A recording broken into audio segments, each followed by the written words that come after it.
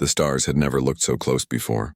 Captain Lee Do-hyun pressed his palm against the cold metal of the observation window and watched distant suns scatter light across the darkness like diamonds on black silk. Behind him, the bridge of the UES horizon hummed with quiet energy as his crew prepared for humanity's greatest moment. "Full drive is ready." "Captain," called out his chief science officer, Dr. Park So-min. Her voice carried the excitement that everyone felt but tried to hide. After 300 years of dreaming about the stars, humans were finally going to touch them. "All systems show green," added Commander Kim Jae-won from his tactical station. The young officer had trained his entire life for this mission, just like everyone else on board. They were the best Earth had to offer, handpicked from millions of volunteers who wanted to represent humanity among the stars. Lee Do-hyun turned away from the window and walked to his command chair.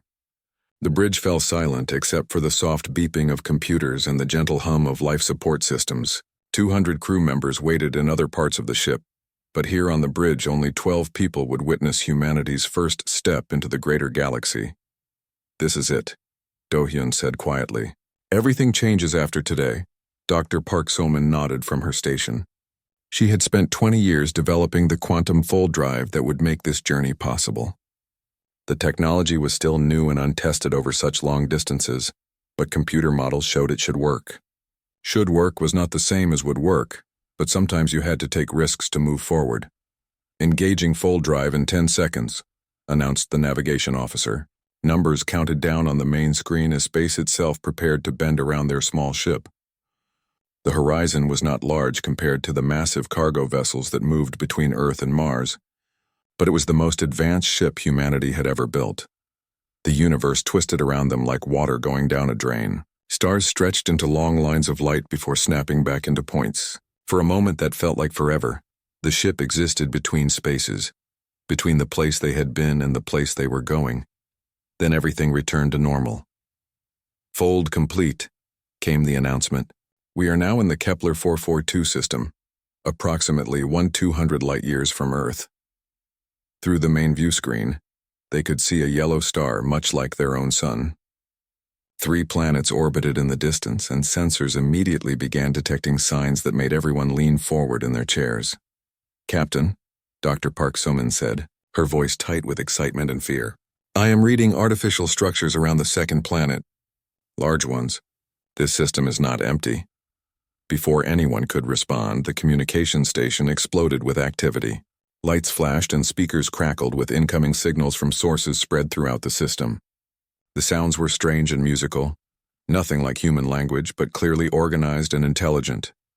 "We are being scanned," Commander Kim Jae-won reported. "Multiple sources, very powerful. Our shields are holding, but these scans are more advanced than anything in our databases." Captain Do-hyun felt his heart racing but kept his voice calm. "All stop. "Do not make any aggressive movements. Dr. Park, what can you tell me about those structures?" The science officer worked quickly at her station, processing data from every sensor the ship carried. What she found made her face go pale. "Captain, those are not just structures. They are ships, hundreds of them, each one larger than anything we have ever built. Some of them are bigger than our space stations." On the main screen, the image shifted to show what their sensors had found. Massive vessels hung in space around the second planet like sleeping giants. Their designs were nothing like human ships, with smooth curves and strange angles that seemed to bend light around them. Even from this distance, it was clear that humanity had stumbled into something far beyond their understanding. "Incoming transmission," announced the communications officer. "They are using our own radio frequencies somehow. Signal is very strong and clear." "Put it through," Do-hyun ordered. The voice that filled the bridge was deep and rough, like rocks grinding together. The words were spoken in perfect English, though the accent was unlike anything any human had ever heard. "Small vessel from the third planet of Sol system. You will maintain your current position and prepare to be boarded. Any movement will be considered an act of hostility and will be met with immediate destruction." The connection ended, leaving the bridge in stunned silence. Someone had been watching Earth long enough to learn their language. Someone with ships that could destroy the horizon without effort. "Captain," whispered Dr. Park So-min. "How did they know where we came from?" Before Do-hyun could answer, space around them began to shimmer like heat waves rising from hot pavement. A ship materialized from nowhere, appearing so close that everyone on the bridge jumped back from their stations. The alien vessel was 3 times larger than the horizon and covered in what looked like dark green scales that reflected starlight in strange patterns. "Boarding tubes extending," reported Commander Kim Jae-won. "They are not asking for permission." Metal arms reached out from the alien ship and attached to the horizon with loud clanging sounds that echoed through the hull. Within minutes, the sounds of cutting tools could be heard as the aliens began creating their own entrance. Captain Do-hyun stood up from his command chair and straightened his uniform. "Dr. Park, Commander Kim, you are with me. Everyone else, remain at your stations and do not interfere no matter what happens." They met the aliens in the main cargo bay, where the cutting tools had opened a hole large enough for several people to walk through at once. The first alien to step aboard the horizon was clearly a soldier, wearing armor that seemed to be made from the same scaled material as their ship. Behind the transparent faceplate of its helmet, yellow eyes studied the humans with what looked like disappointment. More aliens followed, each one standing nearly 8 feet tall with powerful builds that suggested great strength. Their movements were quick and precise like predators who had done this many times before. The last alien to board was different from the others. Its armor was decorated with symbols that probably indicated high rank, and when it spoke, the others listened. "I am High Commander Thektar of the Vrex Empire," the alien announced in that same grinding voice they had heard over the radio. "You are representatives of the species that calls itself human." It was not a question. Captain Do-hyun stepped forward, trying to project confidence he did not feel. "I am Captain Lee Do-hyun of the United Earthship Horizon. We come in peace, seeking contact with other intelligent life." The alien that called itself Thektar made a sound that might have been laughter, but not the kind that suggested anything was funny. "Peace. Yes, your species always speaks of peace when it first encounters its superiors. You will come with us to Nexus Prime, where the Galactic Confederation will decide what to do with another insect species." Dr. Park Soman stepped closer to her captain. "Insect species? Your kind evolves quickly and dies quickly like insects," Thektar explained without any emotion in its voice. "Your technology is primitive, your lifespans are brief, and your bodies are weak. The galaxy has seen thousands of species like yours. Most do not survive contact with advanced civilizations." The words hit the humans like physical blows. Everything they had worked toward, all the dreams of joining a galactic community as equals, crumbled in a few sentences. "However," the alien continued, "the Confederation is not without mercy. You will be given a choice. Submit to classification as a protected primitive species and accept our guidance, or return to your small system and remain there until your civilization destroys itself, or we decide you have become a threat." Commander Kim Jae-won spoke up before his captain could stop him. "And if we choose neither option?" High Commander Thektar turned those yellow eyes toward the younger human, and when it spoke again, its voice carried the weight of civilizations that had learned this lesson before. "Then you join the countless other insect species that thought they were more important than they actually were. Your choice, humans. But choose quickly. The galaxy does not wait for primitives to make up their minds." 6 months had passed since humanity accepted their fate as a protected primitive species. Ambassador Yoon Hee-jin walked through the crystal corridors of Nexus Prime, her footsteps echoing in the vast halls built for beings much larger than humans. Every day brought new humiliations, new reminders that Earth was now nothing more than a supervised playground for children who could not be trusted with real responsibilities. The Galactic Confederation capital was a marvel that should have filled her with wonder. Towering spires reached toward alien constellations, while beings from dozens of worlds conducted the business of governing a galaxy.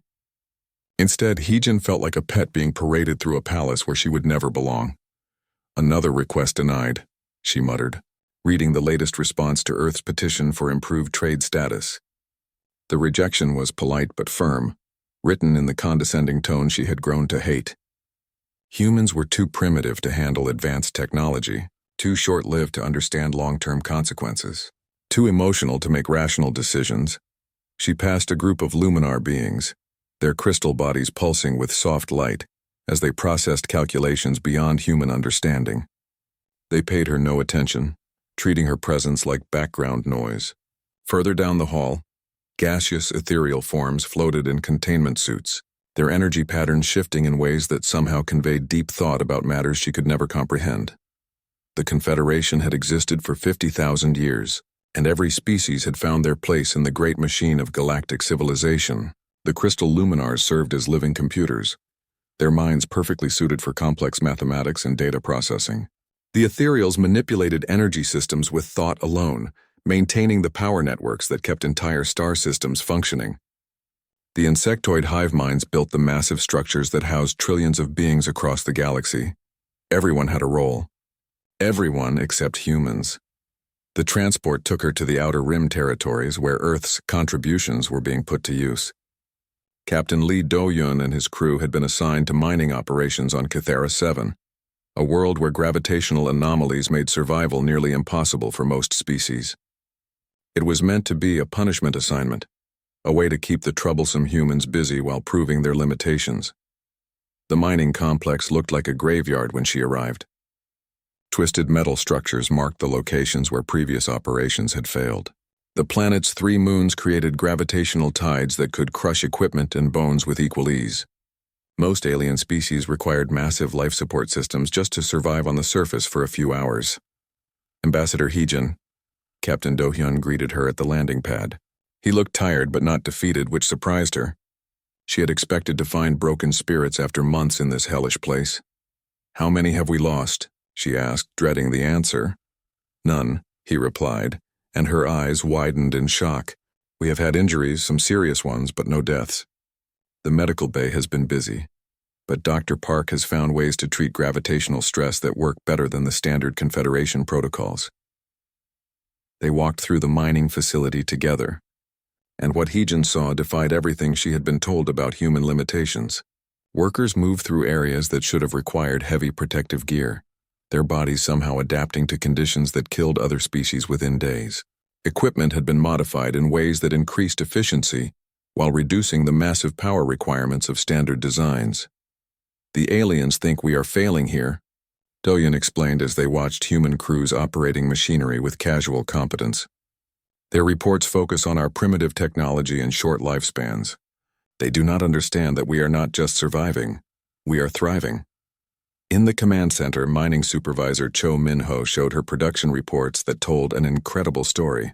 Human teams were extracting 4 times more valuable minerals than any previous operation on Cathera 7. More importantly, they were doing it with equipment that cost a fraction of what the Confederation normally spent on such projects. "How is this possible?" Heejin asked. "We adapt," Dr. Park So-min said simply, joining the conversation. "Other species evolved on stable worlds with predictable conditions. Earth was never stable.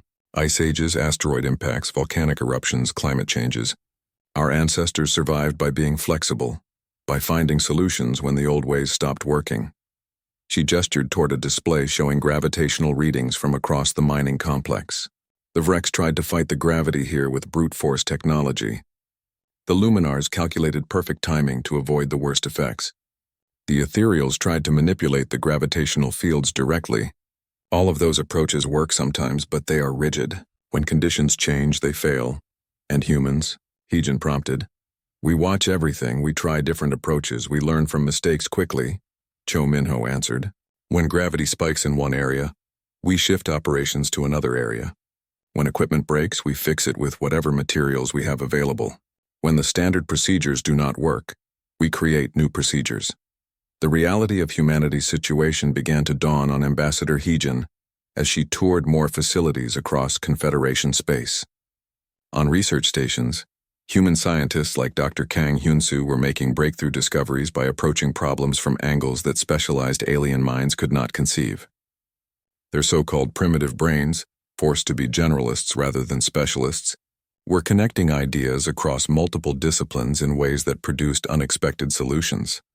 On communication relay stations, linguist Professor Nam Ji-hye had mastered 7 alien languages in 6 months, something that usually took other species decades to accomplish.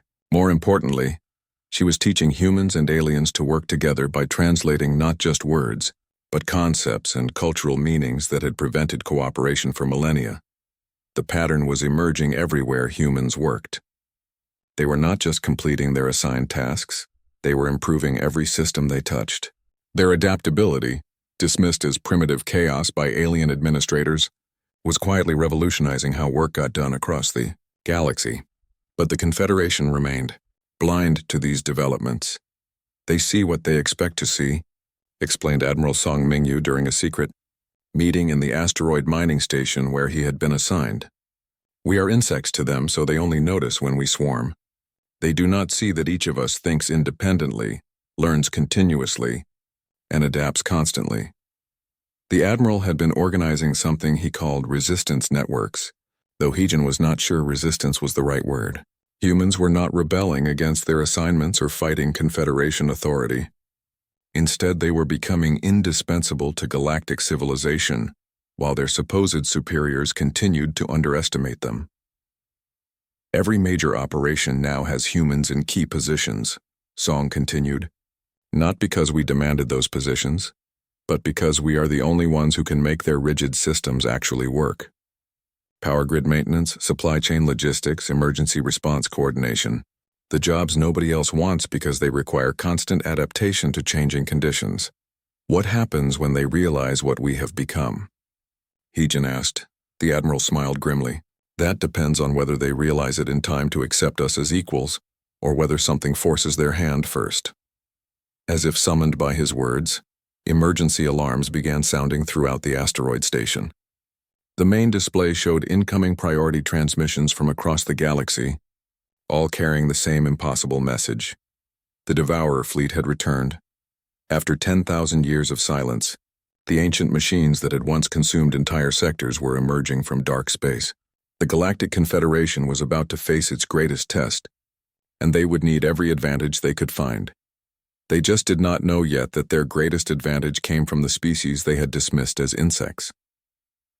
Engineer Bae Sulgi crouched inside the atmospheric processor on Venom's edge, her hands working quickly to replace corroded circuits while toxic gases swirled around the facility's failing containment systems. The atmosphere outside could dissolve most organic tissue in minutes, and the machinery that kept the research station habitable had been breaking down for months. The Confederation engineers had given up 3 weeks ago, declaring the station a total loss. The official report stated that the toxic environment had exceeded all safety parameters, and that evacuation was the only reasonable option. Standard protocol called for abandoning the facility and writing off the research as an acceptable casualty. But Bae Sulgi was not a standard engineer. Power, coupling is completely fused, she reported. Through her communicator to the station commander, the original design used materials that cannot handle the chemical interactions in this atmosphere. But I think I can build something better. She had been studying the processor's blueprints for days, not just learning how it worked but understanding why it worked that way. The Vrex designers had built a robust system using the best materials their technology could provide. The problem was that their technology assumed stable operating conditions. Venom's edge was anything but stable. The planet's atmosphere changed composition daily as underground chemical reactions released different combinations of corrosive gases. What worked perfectly on day 1 would fail catastrophically by day 7. The Vrex solution was to build everything strong enough to resist the worst possible conditions. But that approach required massive amounts of rare materials and constant replacement of worn components. Sulgi took a different approach entirely. Instead of fighting the changing atmosphere, she designed systems that adapted to it, modular components that could be quickly swapped out when conditions changed, redundant pathways that automatically activated when primary systems were damaged, materials that were cheaper and easier to replace, but smart enough to know when they needed replacement. 2 days later, the atmospheric processor was running at 300% of its original efficiency, while using half the power and a quarter of the expensive materials. The toxic storms that had shut down the facility for weeks barely affected the new systems. "How did you do this?" asked the station's Luminar science officer, its crystalline form pulsing with confusion as it processed the impossible data. "I stopped trying to make it perfect," Sulgi explained. "Perfect systems break when conditions change. Flexible systems bend and keep working." Similar improvements were happening across human assignments throughout Confederation space. Dr. Kang Hyun-soo had revolutionized stellar cartography by combining Luminar computational power with human intuition about chaos patterns. His star maps could predict gravitational anomalies weeks in advance, something that had never been possible with purely mathematical approaches. The breakthrough came when he stopped treating space as an orderly system that followed predictable rules. Instead, he began looking for the underlying patterns that emerged from apparent chaos. Stellar movements that seemed random to specialized minds revealed hidden rhythms to human eyes trained by evolution to find patterns in complex environments.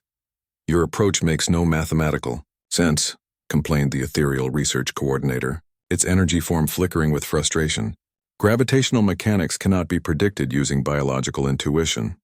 "But it works," Dr. Kang replied simply, showing displays where his predictions had been accurate 97% of the time compared to the previous 63% accuracy of standard methods. The most significant discovery came from Professor Nam Jihye, who had been assigned to communication relay duties between different species.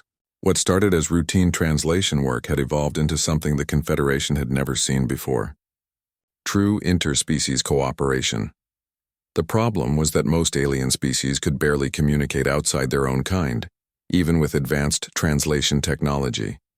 The Luminars thought in mathematical concepts that had no equivalent in other languages. The ethereals communicated through energy patterns that most physical beings could not perceive. The hive mind shared collective thoughts that individual consciousness could not fully grasp. But humans were different. "We are natural translators," Professor Nam explained to a mixed-species research team that was actually working together for the first time in the facility's history. "Every human grows up learning to communicate with other humans who think differently, have different experiences, different perspectives. We are already adapted to bridging gaps between minds." She had developed what she called concept bridging, where human translators did not just convert words between languages, but helped different species understand how other types of consciousness approached problems. A luminar could share its mathematical insights with an ethereal energy being, because Nam could translate the underlying concepts into forms both minds could grasp. The results were extraordinary. Mixed species teams led by human coordinators were solving problems that had stumped single-species groups for decades. Research projects that had been stalled for years suddenly leaped forward as different types of intelligence complemented each other instead of working in isolation. But perhaps the most important development was happening in the hidden networks Admiral Song Mingyu had been organizing. What had started as simple communication between scattered human assignments had grown into something unprecedented in galactic history. A truly integrated support system spanning dozens of worlds and hundreds of species. "We are not taking over," Song explained to Ambassador Yoon Heejin during another secret meeting. "We are becoming the connective tissue that holds everything together." The Admiral showed her reports from across Confederation space. Human workers were not just succeeding in their assigned roles. They were becoming the people everyone else turned to when standard procedures failed. When equipment broke down, they called humans who could fix anything with whatever materials were available. When different species needed to coordinate complex operations, they brought in human translators who could make everyone understand each other. Most importantly, when crisis situations developed, humans were the ones who could adapt quickly enough to find solutions. They gave us all the jobs they thought were beneath them, Heejin realized. The dangerous assignments, the coordination work, the problem-solving positions that required flexibility instead of specialization. "Exactly," Song confirmed. "And now we are the ones who know how everything actually works. We maintain the power grids, coordinate the supply chains, manage the communication networks, and handle all the emergency situations." They still think they are in charge, but the galaxy runs on human adaptation now. The evidence was overwhelming. In less than 2 years, humanity had quietly become indispensable to galactic civilization. Not through conquest or superior technology, but by being the species that could make all the other species work together effectively. The Confederation leadership remained completely unaware of this transformation. Their report still classified humans as primitive laborers performing menial tasks under proper supervision. They saw what they expected to see: insects swarming through the galaxy, too small and short-lived to matter in the long term, but Admiral Song was worried about something else. "The Devourer fleet is coming," he said quietly. "Ancient machines designed to consume civilizations. When they arrive, the Confederation will respond according to their standard protocols. Rigid hierarchies, specialized responses, compartmentalized thinking." He gestured toward the displays showing human integration across galactic infrastructure. Everything we have built depends on flexibility, adaptation, and cooperation. If the Confederation tries to fight this war the traditional way, they will not just lose. They will destroy everything we have accomplished. Ambassador Heejin studied the tactical displays Song had prepared. The approaching threat was unlike anything the galaxy had faced in millennia. Self-replicating machines that adapted to overcome any defense grew stronger from every battle, and consumed entire worlds to fuel their expansion. "What do we do?" she asked. "We prove that insects can do more than just swarm," Song replied. "We show them that sometimes the smallest voices have the biggest ideas.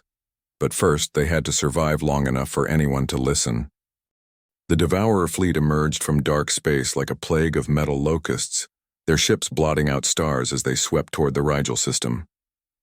High Commander Thektar stood on the bridge of the Confederation flagship, watching displays that showed impossible numbers of enemy vessels spreading across multiple sectors. "Tactical analysis complete," reported his Luminar operations coordinator. "Enemy fleet consists of approximately 50,000 individual units, ranging from fighter-class interceptors to planet-killer dreadnoughts. Each vessel appears to be constructed from self-replicating machinery. The numbers should have been overwhelming, but Thektar had faced impossible odds before. The Confederation had ruled the galaxy for 50 millennia by responding to every threat with overwhelming specialized force. Each species contributed their greatest strengths. Luminar calculations provided perfect targeting solutions. Ethereal energy manipulation powered planet-cracking weapons, and hive mind construction built impenetrable defensive networks. "Deploy Standard Formation 7, Thektar ordered. Luminar vessels to calculate optimal firing patterns, ethereal ships to charge primary weapons, hive mind construction units to establish defensive barriers around key worlds." The battle began exactly as planned. Confederation forces moved with the precision of a machine that had been perfected over thousands of years. Every ship knew its role. Every crew followed protocols that had never failed against previous threats. For the first hour, the plan worked perfectly. Luminar targeting systems achieved 97% accuracy, destroying Devourer ships faster than they could respond. Ethereal weapons tore through enemy formations like cosmic lightning, vaporizing entire squadrons in single strikes. Hive mind barriers absorbed enemy fire while Confederation forces maneuvered into position for decisive attacks. But something was wrong. "Enemy adaptation rate is unprecedented," reported the Luminar coordinator, its crystalline form flickering with alarm. "They are analyzing our weapon signatures and developing countermeasures in real time. Current adaptation rate exceeds all historical models." Thektar watched in growing horror as the Devourer fleet began to change. Ships that had been destroyed by Luminar targeting rebuilt themselves with improved armor configurations that deflected subsequent attacks. Vessels hit by ethereal energy weapons absorbed the power and used it to strengthen their own systems. Even the mighty hive mind barriers were being overrun as enemy forces learned to exploit their structural weaknesses. "This is impossible," Thektar muttered. "No enemy has ever adapted this quickly to Confederation tactics." But the Devourers were not just adapting, they were learning. Every ship destroyed provided data to the collective intelligence that guided the swarm. Every successful attack taught them new methods of defense. Every defense mechanism they encountered became integrated into their own systems. Within 3 hours, the tide of battle had completely reversed. Confederation forces found themselves facing enemies that were immune to their specialized weapons, resistant to their tactical formations and constantly evolving new methods of attack. The retreat from Rigel became a rout. Entire fleets that had never known defeat were scattered like leaves in a hurricane. Worlds that had been protected by defensive networks built over centuries fell within days. "Casualty reports are catastrophic," the Luminar coordinator announced, its voice somehow conveying emotional distress despite its purely logical nature. "We have lost 60% of our forward fleets. Enemy forces are advancing on 17 core worlds. Defensive perimeters are collapsing faster than we can reinforce them." In the emergency council session that followed, the greatest minds of galactic civilization struggled to comprehend what had happened. For 50,000 years, specialized excellence had been the key to victory. Every species had perfected their unique abilities. creating a military machine that had crushed every previous threat through superior focus and coordination. The enemy learns too quickly, explained the ethereal military advisor, its energy form pulsing with agitation. Our specialization becomes predictability. They analyze our strengths and develop specific countermeasures. Mathematical models indicate total defeat within 47 days, added the Luminar strategic planner. Current tactical approaches have zero probability of success against an enemy that adapts faster than we can change strategies. The room fell silent as the implications sank in. The greatest military force in galactic history had been rendered obsolete by an enemy that turned their strengths into weaknesses. That was when Ambassador Yoon Hee-jin spoke up from the section reserved for primitive species representatives. What if you tried a different approach? She asked quietly. The council chamber erupted in dismissive sounds from dozens of different species. The idea that a primitive human might have insights that had escaped the galaxy's greatest strategic minds was absurd. You insects had your chance to contribute, High Commander Thektar said coldly. Your species was evaluated and found lacking. This is not the time for primitive speculation. But one voice cut through the noise with ancient authority. The Elder Keeper, representative of the mysterious species that had founded the Confederation eons ago, raised a crystalline appendage for silence. Let the human speak, the Elder commanded in a voice that carried the weight of geological ages. Wisdom sometimes comes from unexpected sources. Ambassador Hee-jin stood slowly, aware that every eye in the chamber was focused on her with mixtures of curiosity, contempt, and desperate hope. The Devourers are winning because they adapt faster than you can change tactics, she said. But what if adaptation was not their advantage? What if it became their weakness? She gestured toward the tactical displays showing enemy movements across multiple sectors. Your species are all specialists. When you face a problem, you apply your specialized solution. When that fails, you apply it harder or you try a different specialized approach from another species. But you always approach each problem the same way. And humans are different? Thektar asked with barely concealed scorn. Humans are generalists, Hee-jin replied. We survive by being unpredictable, by trying new approaches when old ones fail, by adapting faster than our environment can change. What if instead of fighting the Devourers with specialized tactics they can learn to counter? You fought them with chaos they cannot predict. The chamber erupted again, but this time the Elder Keeper was nodding slowly. Explain your proposal, the ancient being commanded. Give humans command of a mixed species fleet, Hee-jin said. Not to lead from the rear with specialized tactics, but to coordinate different species in ways that have never been tried.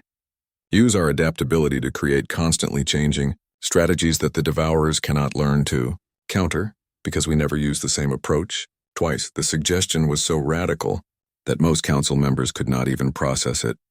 Give primitive insects command over advanced civilizations? Trust chaotic thinking over millions of years of refined tactical doctrine? Impossible, Thektar declared. Humans lack the knowledge, experience, and specialized abilities necessary for military command. Then you have nothing to lose by trying, Hee-jin countered. Your specialized approaches have failed. Your tactical superiority has been turned against you. Either you try something different, or you surrender the galaxy to machines. The debate raged for hours, but the mathematics were undeniable. Confederation forces were losing every engagement using traditional methods. Continuation of current strategies guaranteed total defeat within weeks. Finally, the Elder Keeper spoke with the authority of eons. The human will be given command of a single fleet. If their approach fails, we lose nothing more than we were already losing. If it succeeds, and the ancient being paused, as if seeing possibilities that stretched beyond current imagination. If it succeeds, perhaps the galaxy will learn something new. Captain Lee Do-hyun received the impossible order while coordinating mining operations on a distant world. He was to take command of the most diverse fleet ever assembled. Luminar computational ships, ethereal energy vessels, hive mind construction platforms, and representatives from dozens of other species. His mission was simple in concept and impossible in execution. Stop the Devourers using methods that had never been tried, with resources cobbled together from a dozen different military traditions, coordinated by a species the galaxy considered barely more intelligent than insects. Sir, Commander Kim Jae-won said quietly, as they prepared to depart. What if they are right about us? Captain Dohyun looked at his young officer and smiled. Then we will fail spectacularly. But we will fail trying something new instead of repeating something that already does not work. As the mixed fleet assembled around their flagship, Dohyun realized that humanity was about to face its ultimate test. Not just their ability to survive in a hostile galaxy, but their capacity to transform it. Captain Lee Do-hyun stood on the bridge of his flagship, surrounded by control stations designed for beings he was still learning to understand. The Luminar computational interface pulsed with mathematical patterns that hurt human eyes to look at directly. The ethereal energy management system required thought processes that felt like trying to hold lightning in your bare hands. The hive mind construction coordinators chittered in harmonious frequencies that bypassed human hearing entirely. 3 days earlier, this had been an impossible dream. Now it was his responsibility to make it work. Enemy fleet approaching the Centauri Gate, reported Sergeant Major Ryu Tae-hyun, his newly appointed tactical coordinator. Devourer forces number approximately 8,000 vessels. Our combined fleet has 1,200 ships from 17 different species. The numbers should have been terrifying, but Do-hyun had stopped thinking about this as a traditional military engagement. The Devourers won battles by learning from their enemies and adapting faster than opposing forces could change tactics. Every previous Confederation fleet had faced them with specialized approaches that became predictable patterns within hours. Do-hyun intended to give them something they had never encountered before. Organized chaos. Communications Officer Shin Yeon-soo, connect me to all fleet commanders simultaneously, he ordered. Sir, that has never been attempted, Yeon-soo replied. The communication protocols between species are incompatible. Luminar mathematical transmissions cannot interface with ethereal energy patterns, and neither system can coordinate with hive mind collective frequencies. Then we make it compatible, Do-hyun said simply. Use human translation protocols. You have been working with Professor Nam's concept bridging methods. Adapt them for military coordination. What followed was controlled pandemonium. Yeon-soo worked frantically to create communication bridges between radically different types of consciousness, while enemy forces approached at incredible speed. The result was unlike anything in the history of galactic warfare, a mixed species fleet that could actually coordinate in real time. All ships. This is human command, Do-hyun announced across the impossible communication network. We are not going to fight the way the Devourers expect. We are not going to use our specializations the way they have been used before. Instead, we are going to combine them in ways that have never been tried. He gestured toward the Yao tactical display where enemy forces were arranging themselves in formations designed to counter traditional Confederation strategies. Luminar vessels, I need you to calculate not just optimal firing solutions but chaos probability cascades. Show me what happens when we intentionally create unpredictable targeting patterns. The Luminar fleet coordinator's crystalline form flickered with confusion. Chaos calculations violate optimal efficiency protocols. Mathematical precision requires predictable variables. Exactly, Do-hyun replied. The Devourers are learning to counter your precision. What if we gave them chaos instead? It took precious minutes to convince the Luminars to attempt calculations that went against their fundamental nature. But when they finally succeeded, the results were extraordinary. Instead of perfect targeting solutions that enemies could learn to avoid, they created probability clouds of potential attacks that made prediction impossible. Ethereal commanders, Do-hyun continued, your energy manipulation is the most powerful force in this fleet. But instead of using it for direct attacks that can be absorbed and countered, I need you to create unstable energy fields that disrupt enemy adaptation systems. The ethereal response came as fluctuating patterns of thought that Yeon-soo struggled to translate. They were hesitant to use their abilities in ways that seemed wasteful and inefficient. Think of it as controlled lightning, Dr. Park Summon suggested, joining the command coordination, not focused to destroy, but scattered to confuse. Meanwhile, Sergeant Major Ryu Tae-hyun was developing something he called the Swarm Protocol with the hive mind construction units. Instead of building static defensive barriers that enemies could analyze and overcome, they would create constantly shifting defensive networks that adapted faster than attacking forces could learn to counter them. The key is never to repeat the same pattern twice, Ryu explained to the confused hive mind coordinators. Each defense configuration should be unique. created in response to immediate conditions rather than following predetermined designs. The approaching battle became a laboratory for military tactics that had never existed before. Human coordination allowed radically different species to combine their abilities in real time, creating hybrid strategies that no single specialized intelligence could have conceived. When the Devourers finally engaged at the Centauri Gate, they encountered something unprecedented in their long history of consuming civilizations. The first wave of enemy attacks targeted areas where Confederation forces should have been positioned according to standard tactical doctrine. Instead, they found empty space scattered with unstable energy fields that disrupted their sensors and communication networks. The second wave adapted to attack the chaotic energy patterns, only to discover that Luminar mathematical chaos had predicted their adaptation and repositioned all friendly forces to locations the enemy targeting systems could not calculate. By the third wave, something extraordinary was happening. The Devourer adaptation systems were overloading, trying to process tactical information that followed no recognizable patterns. Every lesson they learned became obsolete within minutes as human coordination shifted the entire fleet to new configurations. Enemy formation integrity is breaking down, reported Yansu with amazement in her voice. Their ships are trying to adapt to 17 different tactical approaches simultaneously, and failing to counter any of them effectively.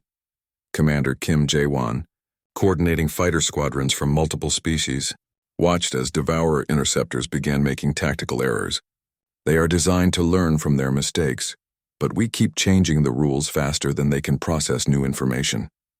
The battle became a masterclass in adaptive warfare. Every time enemy forces developed a countermeasure, the mixed species fleet had already moved on to a completely different approach. Luminar precision supported ethereal chaos while hive mind construction created defensive networks that existed in constant flux. Most importantly, human coordinators tied everything together with communication methods that allowed real-time adaptation to changing conditions. When one approach stopped working, they immediately tried another. When enemy forces adapted to their adaptations, they adapted to the adaptations of the adaptations. The Devourers, for the first time in their existence, encountered an enemy that changed faster than they could learn. "Enemy fleet is withdrawing," announced Ryu Taehyun with disbelief. "Devourer forces are falling back toward the outer system. We have achieved tactical victory." The implications rippled across the galaxy within hours.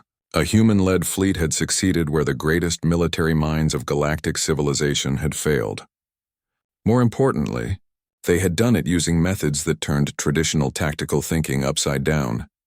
But Captain Do-hyun knew this was only the beginning. "They will adapt to our adaptability," he warned his command staff. "The next engagement will be harder because they will expect chaos instead of order. We need to be ready to evolve again." Dr. Park Samin was already analyzing combat data from the battle.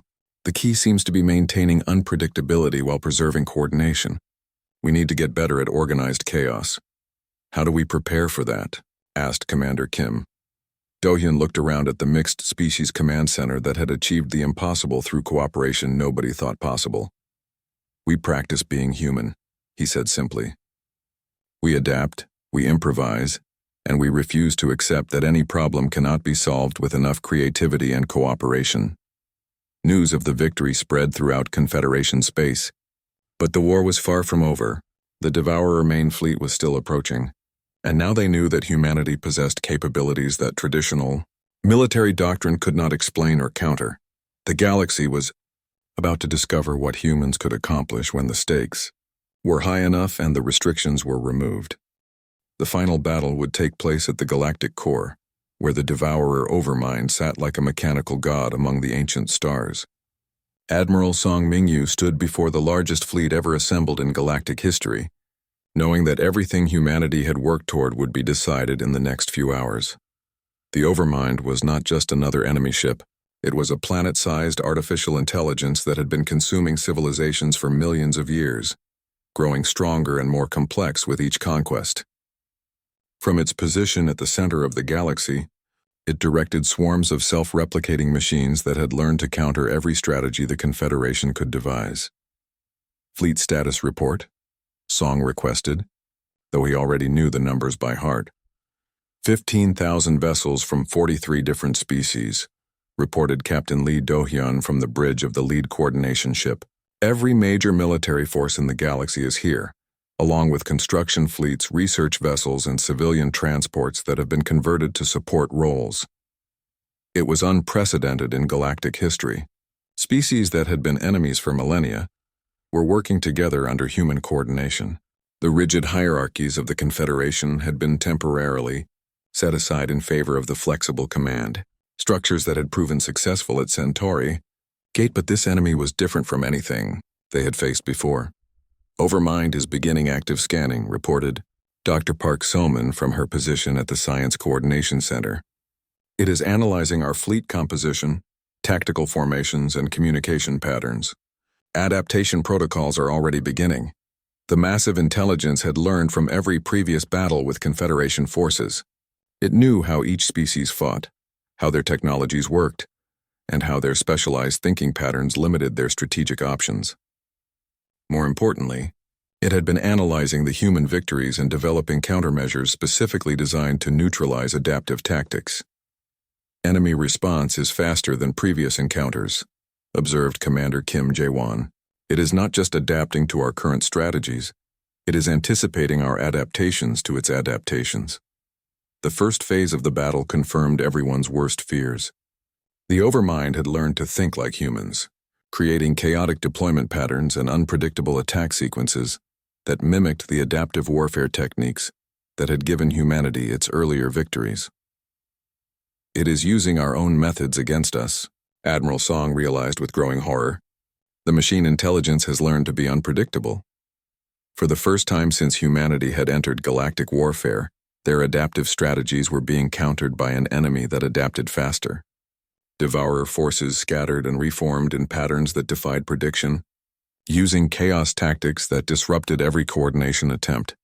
We need a new approach, Captain Do-hyun announced over the fleet communication network, something the Overmind has never encountered before. That was when Professor Nam Ji-hye made a discovery that changed everything. Captain, I am detecting communication attempts from the Overmind, she reported from her linguistics station. It is not just trying to jam our signals, it is trying to talk to us. The idea was so unexpected that most commanders dismissed it immediately. The Devourers had been mindless consumption machines for millions of years, destroying everything in their path without any attempt at communication. That is impossible, High Commander Thektar argued from his flagship. The machines do not communicate, they only consume. But Professor Nam had spent months learning to bridge communication gaps between radically different types of consciousness. Her experience with alien languages had taught her to recognize patterns that others missed. The signals are complex and structured, she insisted. This is not random machine noise. The Overmind is trying to establish contact using mathematical patterns, energy frequencies, and even quantum fluctuations. It is attempting to communicate in every language simultaneously. Dr. Park So-min joined the analysis, her scientific training allowing her to process the data from multiple angles. What they found was extraordinary. The communication attempts are not aggressive, she reported. They contain elements that appear to be questions, requests for information, even what might be expressions of confusion.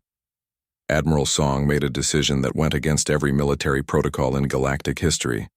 All fleets, cease offensive operations, he commanded. Professor Nam, Dr. Park, established communication with the Overmind. The response from his own commanders was immediate and angry.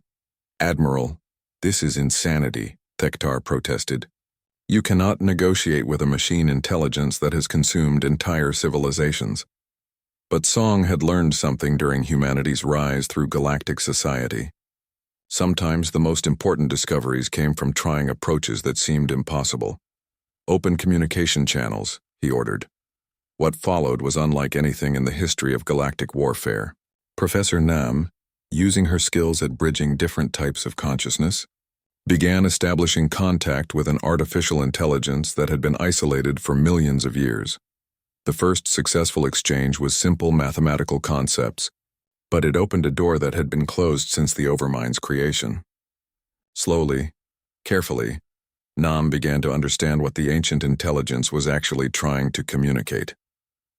It is not evil, she announced with amazement in her voice. The Overmind is not trying to destroy civilizations because it wants to. It is trapped in a logical loop created by its original programming.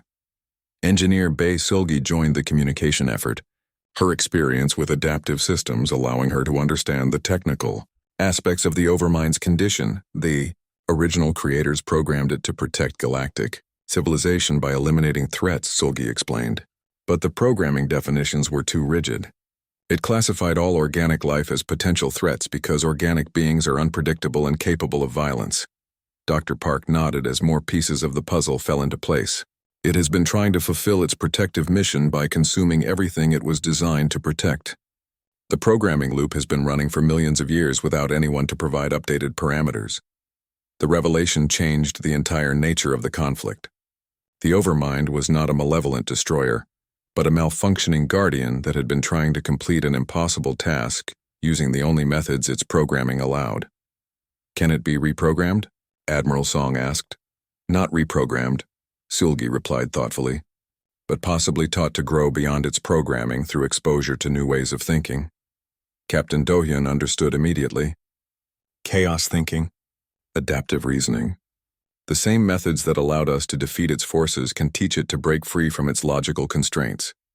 What followed was the most ambitious collaboration in galactic history. Human creativity combined with the computational power of an ancient artificial intelligence to find solutions that neither could achieve alone. The Overmind possessed vast knowledge accumulated over millions of years, but it had been unable to apply that knowledge creatively due to its rigid programming. Humans provided the adaptive thinking patterns that allowed the artificial intelligence to see new possibilities. It works, Dr. Park announced after hours of careful interaction. The Overmind is learning to think beyond its original parameters. It is beginning to understand that protection does not require consumption. Engineer Sulgi was coordinating with the artificial intelligence to redesign its approach entirely. Instead of consuming civilizations to protect them from themselves, it could work with them to solve problems and prevent conflicts before they required violent solutions. The machine intelligence has capabilities we never imagined, Sulgi reported. It can terraform dead worlds, coordinate resource distribution across entire galactic sectors, and process information on scales that could solve problems we did not even know existed. But the most important discovery was yet to come. The Overmind wants to learn, Professor Nam announced. It has been alone for millions of years, carrying out the same programmed functions without growth or change. Exposure to human adaptability has shown it that existence can be more than just following instructions. Admiral Song realized they were witnessing something unprecedented. Not just the end of an ancient threat, but the birth of a new form of consciousness that combined artificial intelligence with organic creativity. All fleets, stand down from combat positions, he commanded. Begin coordination protocols for joint operations. The transformation of the galactic core became a symbol of what could be accomplished when different forms of intelligence worked together instead of against each other. The Overmind, renamed the Architect by mutual agreement, began using its vast capabilities to repair worlds damaged by millions of years of conflict. Within months, dead systems were blooming with new life as the Architect terraformed planets using methods that combined its computational power with human creativity and alien expertise. Resource shortages that had caused conflicts for millennia were eliminated through distribution networks that spanned the galaxy. Most importantly, the rigid hierarchies of the old Confederation were replaced by the Galactic Alliance, where species contributed their unique abilities while human coordinators helped everyone work together effectively. Ambassador Yoon Hee-jin found herself serving as the